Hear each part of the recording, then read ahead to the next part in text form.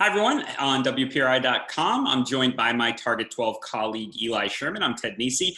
And Eli, you have an update today on the Fane Tower controversy. I feel like we've been covering the story for a long time. This is the big skyscraper that New York developer Jason Fane wants to put on the old 195 land. Can you just briefly remind us how long this has been going through the process and where things stand right now? Yeah, Ted, it does feel like a long time, and that's because it has been a long time. I think that the first iteration of this project was proposed about 4 years ago, and today it's known officially as the Hope Point Tower. As you said, it's downtown in Providence. The developer and regulators that oversee that district, that redevelopment district, they've reached an agreement for him to start moving forward towards construction, towards putting shovels in the ground. But right now, the developer has asked for a postponement because of the pandemic. And because of that, there's, become kind of a rift between the regulators and the developer, which, as for those of you who have been paying attention, is nothing new. You asked the 195 Commission, use the public records request to get some documents to kind of go behind the scenes and get a sense of what's really happening, what the conversations are really like. One thing that stuck out to me was this email at 1 a.m. Last month in July. What did you find there? Yeah, it was actually right at the end of June, but it was a late night email that went out from the developer to the head of the I-195 Redevelopment District Commission, which is the regulators that oversee the district. And it basically said, you should move ahead with the approval of a design review.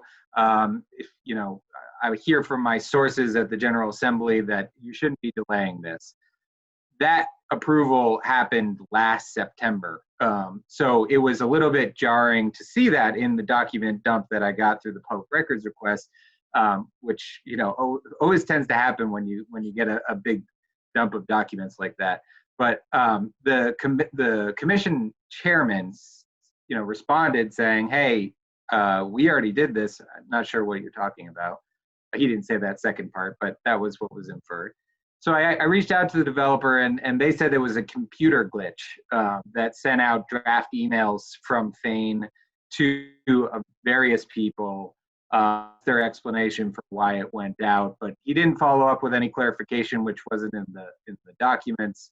But overall, it just sort of shows tension which has existed between these two groups for years now. So, I can totally understand a viewer watching this who's like, I feel like I've read this story before. No offense to your story, but just, wrangling and dates moving around and money that you thought was due one day and hasn't come in, but no one's in trouble for it yet. From the research you've done the last couple of days and the people you've talked to, where is this going next? Not asking you to use a crystal ball, but just what's coming up that might give us more clarity on if there's ever going to be a tower there, like the ones we've seen in these renderings. Yeah, it is kind of incredible how much wrangling there is behind the scenes on this project. Where it stands right now is that at the end of July, the developer was supposed to pay about $250,000 towards the project, which had already been extended from earlier this year because he had asked for this postponement. Regulators right now are saying, hey, we're not saying yes to your indefinite postponement because we want to know when this is going to end, when you're going to start moving forward again. And to date, the Fane Development Company has said, I don't want to put a date on when we're going to get going again because there's so much uncertainty with the coronavirus. They even brought in other issues like the protests and the riots and high unemployment.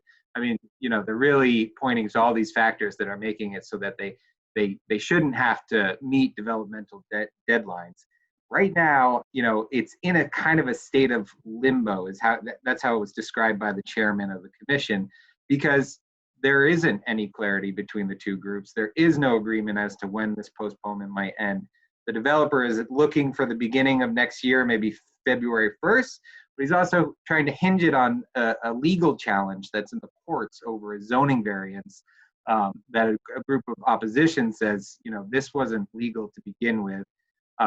Fane is hesitant to move forward with the development unless that's been concluded. And the commission is like, no, we're not going to, if you want to do that, we have to reopen negotiations. So the short answer, Ted, is that it's kind of unclear right now. Yeah, so it sounds like it's a bit of a morass, but it is important. A lot of money at stake, and actually some public money included, because Fane is qualified for some subsidies, which is why we've been spending a lot of time keeping one eye on this project, even amid everything else going on. And Eli's done a terrific job with that. So there's much more in Eli's story, which if you're catching this on YouTube, you can find that on WPRI.com. And if you're on WPRI.com, it might be right below this video. So I encourage you to check it out.